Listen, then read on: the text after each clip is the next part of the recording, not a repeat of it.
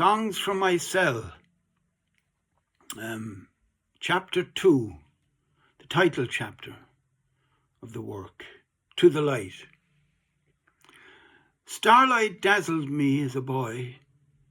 Limelight burned me in my teens.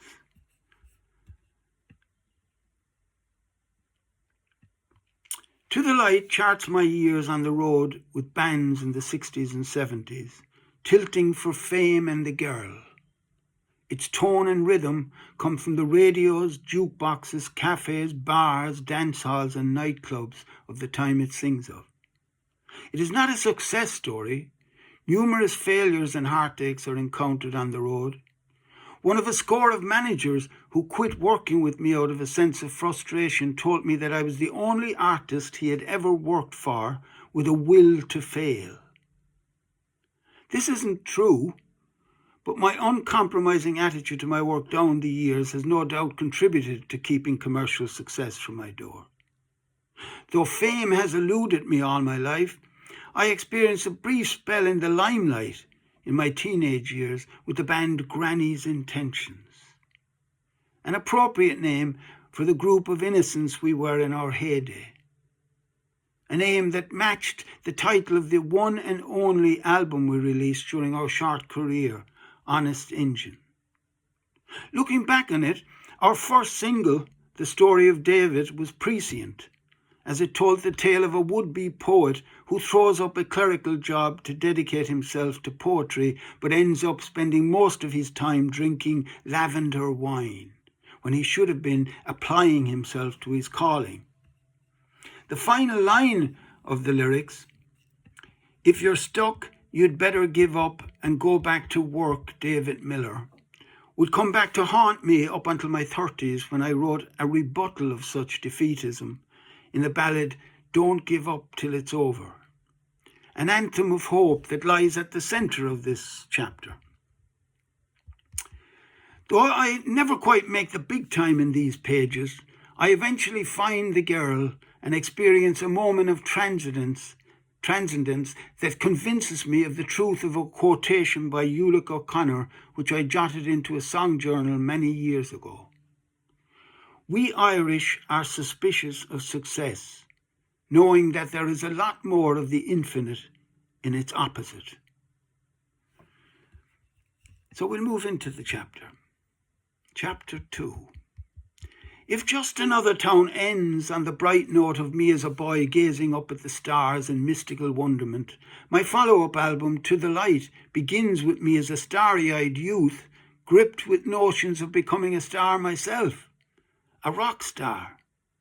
Maybe it was coincidental, but after 5 years of pursuing this idle dream, IDLE or IDOL, take your pick, I happened upon a dog-eared copy of the novel Don Quixote in a second-hand Dublin bookshop during the week Granny's Intentions broke up.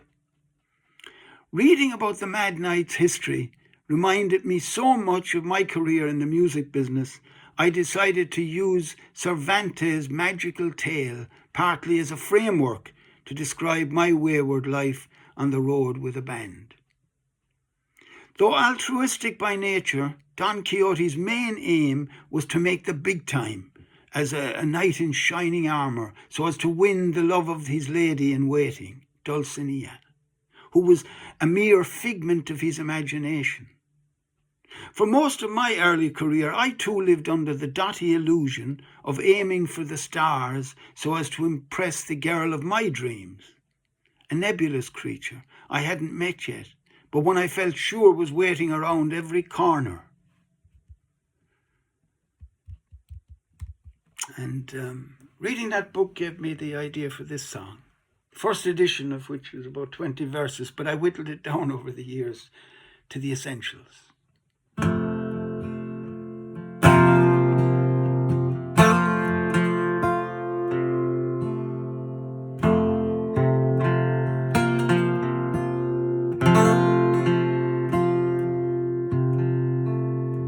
I'm Don Quixote, I'm on the road again. My band's called Sancho, we're on the move again. My horsepower now is in a transit van. My Lancer strings, I'm a music man. For years I listened to the radio. Each night I tune in to the music show. I'd sing along with all the songs I knew. They helped me bear the darkness as it grew. My eyes were on the stars, though distant and far.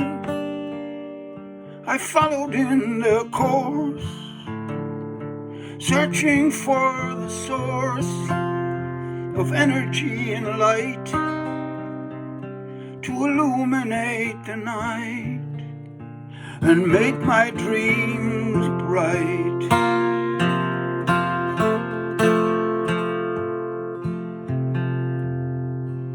Then the wild thought took a hold of me,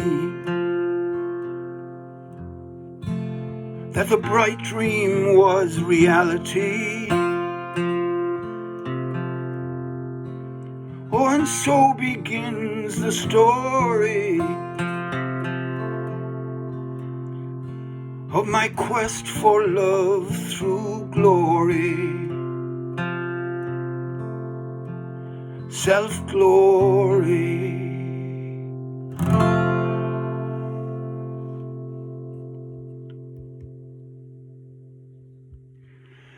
When I was 10 or 11, I witnessed a boy of roughly the same age as myself singing Blue Suede Shoes in a local community hall, and the huge round of applause he drew from the audience filled me with such envy. I later entered a carnival talent contest, same carnival, by the way, where I saw the Daredevil, with my pal Cha Haran, to see if we could achieve the same kind of adulation. Because we had no backing band, we mimed Rave On to Buddy Holly's recording playing in the background. Despite my gyrations causing the record to skip a few times, the crowd loved us, and we were awarded second prize by the panel of adjudicators. While we were picking up our awards, however, the chairman of the contest's organising committee, our parish priest, objected to our win on the grounds that popular culture like ours was leading a whole generation astray. And so Cha and I had to swallow our pride, a pride already dented by having conceded first prize to a ventriloquist, and hand back the runner-up award of 200 Sweet Afton cigarettes to the MC before slinking off the stage with burning faces. Skip 5 or 6 years, and Cha and I are back on stage with the band Granny's Intentions in the famous Speak Easy Club in swinging London at the height of the 60s flower power boom, when Jimi Hendrix enters the cavernous venue, followed by Brian Jones of the Rolling Stones, and a little later Alan Wilson from Canned Heat. All three were riding high in the charts at the time and had attained a level of success Granny's Intentions were lusting after. But one sour note these talented stars shared was that within a few short years, all three of them, along with scores of other rock idols, would be dead from the excesses of the drug culture that was spreading like wildfire in the underground pop scene we were part of during our years in London. Though our parish priest back in Limerick was right in his prediction that the free and easy ethos of the 60s would lead many of our generation astray, I have no regrets for having wandered off the beaten path in my youth, not when I reflect on the soft spot Christ had for lost sheep. My sympathies lie with the unfortunates of this world who want to live on a higher plane than the flat level of ordinary existence, but often end up lowest of all. Thoughts like that or reflections like that gave me this song, My Gravity, a pivotal song really in this collection.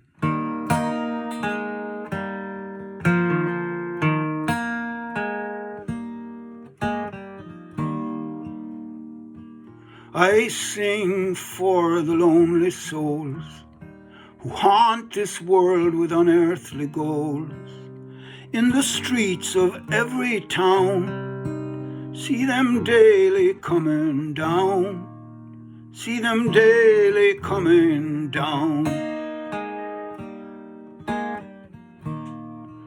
I sing for the lovers, the drunks, whose high aim, like that of monks, is to rise above the weight of man's heavy earthly state, of man's heavy earthly state.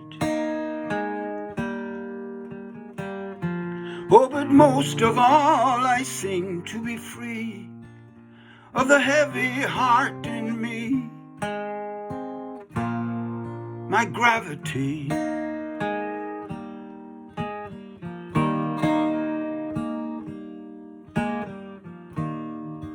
I sing for those driven insane by the weight of the strain of holding up beneath the press of a world under stress, of a world under stress. Oh, but most of all I sing to be free of the heavy heart in me, my gravity.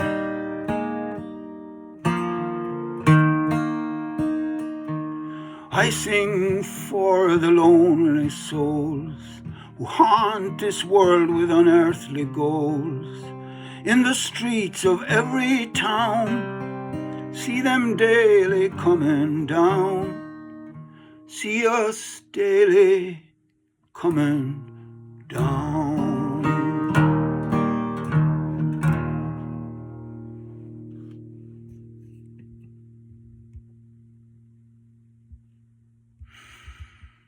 At a party in a house close to a flat in Dunleary where Granny's intentions lived before we moved to London, I rescued a young convent girl, Mary, from a groping drunk one night and walked her home.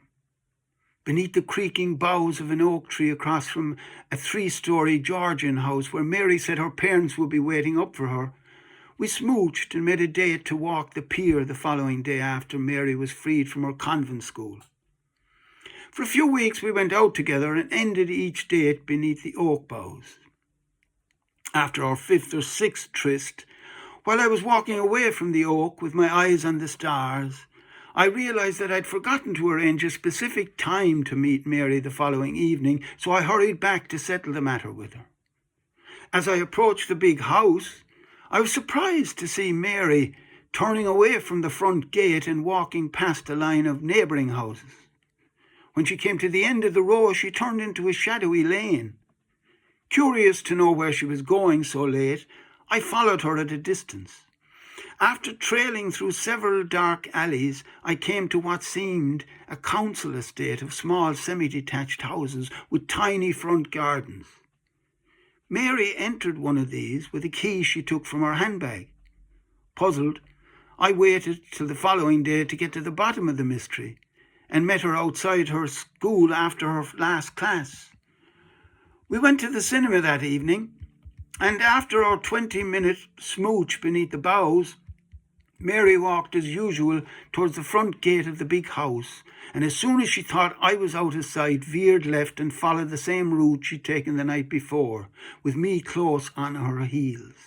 This time, when she went to insert the key in the front door of the semi, I stepped from the shadows and asked her what she was doing. Startled, she hummed and hawed and then broke down and admitted that the council house was her real home and not the mini mansion across from the oak tree. When I asked her why she'd invented such a lie, she told me that most of her friends lived in big houses and confessed that she was ashamed of the small house we were standing outside. Mary was a lovely girl, really. Before the band moved to England, we kind of went our separate ways, but I tried to write a song for her years later, but all I managed was a single verse. Like frightened thieves, we fumbled at the lock of stolen treasure in the shadow of sighing boughs, but ran in fear of the pleasure. With an ambitious new manager, Brian Chute, an astute Chute, Granny's intentions moved to London, and luck seemed on our side. Within months, Brian managed to secure a contract with the prestigious Deerham record label for the band, home of the Moody Blues and Procol Harum, and soon after we released our first self-penned single, The Story of David. Though tipped for the top by the now infamous Jimmy Savile, the record bombed in England and was a hit in Ireland due to the critical praise heaped on us by fellow Limerick man Terry Wogan, then working as a continuity announcer for RTE, which gave us the opportunity to return home in some glory for a national tour. During this trip, I met a young Betty Davis lookalike in a polka dot dress, Helen, who had an intellectual ingredient in her makeup that I found irresistible. She took me to art galleries and museums and gave me the first novel I ever read, Franz Kafka's The Castle. By the time I finished reading the book, I was a convert to literature and head over heels with Helen, as Kay, the leading character in The Castle, was fixated on barmaid Frida. The only problem was that the band's Irish tour ended soon after I met Helen, so I was back in London before I knew it, nursing an aching heart. On lone summer days I will be thinking of you. My daydreams will keep me from sorrow, and hope you'll send a sheet of sadness when I am gone. I lacked confidence in speaking until I started writing song lyrics.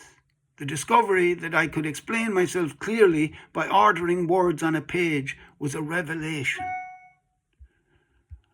And I came up with this song, We Both Need to Know.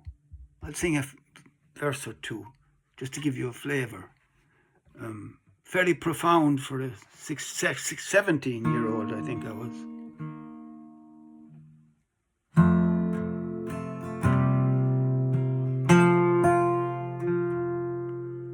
I want to try and say all that I have to say, for it's the only way you'll know about me. You need some time to think on things that I say. I want to know the truth about you and me. Nothing can go right till I see if you'll be my bride. My songs are my guide. Bride. When I got up the courage to sing these lines to Helen during another trip to Dublin by the band, she was completely taken aback by the intensity of my feelings for her. Noticing that I had rifled a few of the rhymes from another verse from the same song, from a translation of Brian Merriman's epic poem, The Midnight Court, a book Helen herself gave me, she taunted me for being a plagiarist, but this was just a smokescreen to cover up the shock of being overwhelmed by my juvenile proposal. Soon after I sang her We Both Need to Know, Helen and I came upon an old tramp in the street one night who peddled his life story to us while panhandling me for small change. On the same night, Helen and I had a flaring row which ended in Helen stalking off in a huff, setting a pattern that repeated itself during the following weeks and ended finally on a rainy night while the wind was appropriately howling. As I say, I wrote this song, The Beggar, years later, based on the story that the tramp had told me, which was basically that his wife died soon after they married and he couldn't live without her, so he took to the streets, walking the streets, and eventually became a tramp. But the The most relevant lines are, do you remember the way you laughed after I gave the tramp silver? You told me that I was daft to believe such a beggar. 2 weeks later, I was begging you not to walk out on me. So I become the beggar. Pleading with a departing lover must be one of the most counterproductive moves a jilted man can make. On the night Helen ditched me, I drank myself silly and went for a staggering walk in a deluge, and later wrote this song.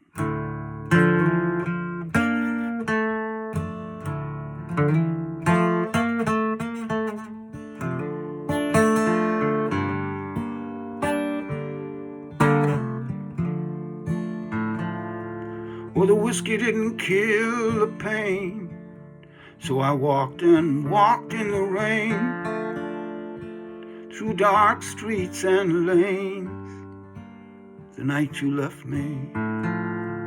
My thoughts were as black as the sky, turned from each passerby, had so much rain in my eye, the night you left me, with nowhere to go. In my despair, I went so low, going nowhere. Oh, the whiskey didn't help at all. In fact, it even made me fall. I needed the support of the wall the night you left me. The night you left me. One of the worst things about being jilted is that it makes you feel inadequate. That's the primary thing. It's a bruise to the ego. In an effort to get to the bottom of the rejection, years later, I started probing the history of the relationship for possible fault lines, and I came up with ditties like this. Helen's mother. I forget the melody. The week before she left me, Helen introduced me to her mother. Lower middle class, with high ambitions for her daughter. When we sat down to tea, Mummy got her knife into position. She cut the apple tart and opened an inquisition. She said, it must be a thrill, your profession. But is it profitable singing for a living? They say it's insecure living on song. So if you should end up poor, have you anything to fall back on? Well, I have to admit, Helen's mother was a nice lady, actually. I really liked her. And if my daughter arrived home with a ragamuffin like I was at 17, I'd drill him as well, That's the practicalities of the romantic situation, The mother has to look out for her daughter, her offspring. But if the timing of this Last Supper was significant, then the location Helen chose to break the news to me, the bad news to me, seemed even more relevant. And this is where a good sound comes into it. Or a fairly good one, It's going places songs haven't gone before.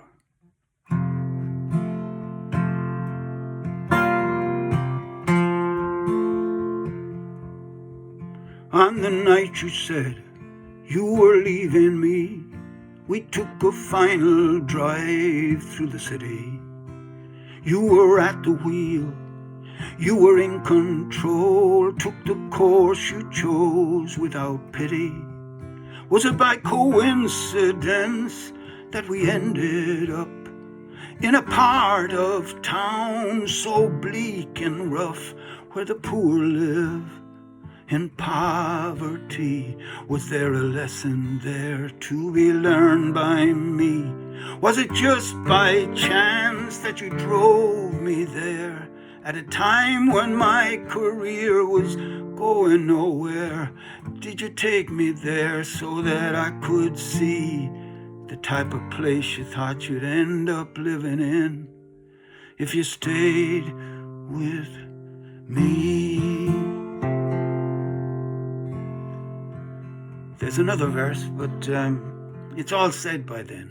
And now we're getting down to the, as I say, the nitty-gritty of the practicalities of romance.